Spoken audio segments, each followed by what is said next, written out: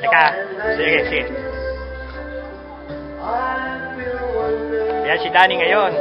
Malakas na. Lakas na. Makakadalo na sa ating grand reunion. Siya. Tama ko. Tama mo yung sigarilyo. Nagagamit sa mga kaswela natin. Sigarilyo. Okay na? Okay na. Para? Siya pa kayo na. At saka siyan pa. Si Leo Magno. Hoy pa. Hoy! Ali! Mark ko. Masakit ko. Ali! Kung kami bibigyan soft drinks, ha? Ano? Orange juice. Ayaw. Salamat na lang. Kasi pagkakas na. Dok, maraming salamat sa inyo. Sa inyo, nakapag-aaral ng anak ko.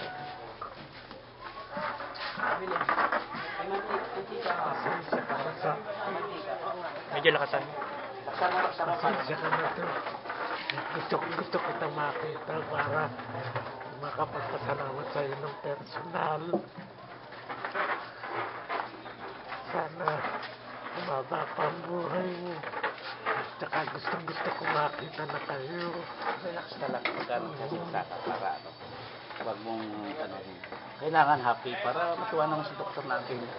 Pero, alam mo to, mabuti-buti naman ako.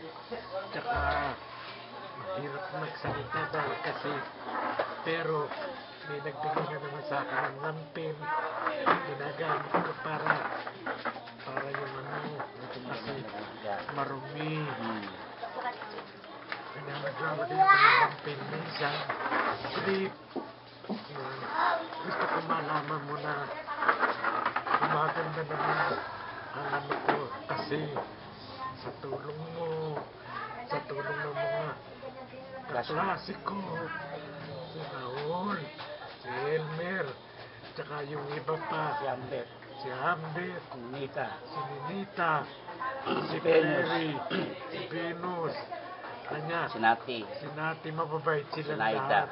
Si Sanaita. Yan. Maraming salamat sa iyo. Kung bagay, si Odi, kung hindi nagpunta rito, hindi kita makikita. Kanya salamat din kay Odi. Tsaka, kay Raul, kay Josie. Ay, si Josie, hindi pa ako napupuntahan. Pero, ay, yung palang kaklase natin, si Dan Dumalaog, binigyan ako ng wheelchair. Salamat ito. Ginagamit ko. Wheelchair, bigyan ka Dumalaog. Oo. Salamat sa kanya. Tuwan-tuwa ako. Tinulungan niya ako. Tsaka nakakatulog na ako dahil okay na yung anak ko. Dok, nagpapasalamat siya dahil si ano ang pangalan mo yung klan?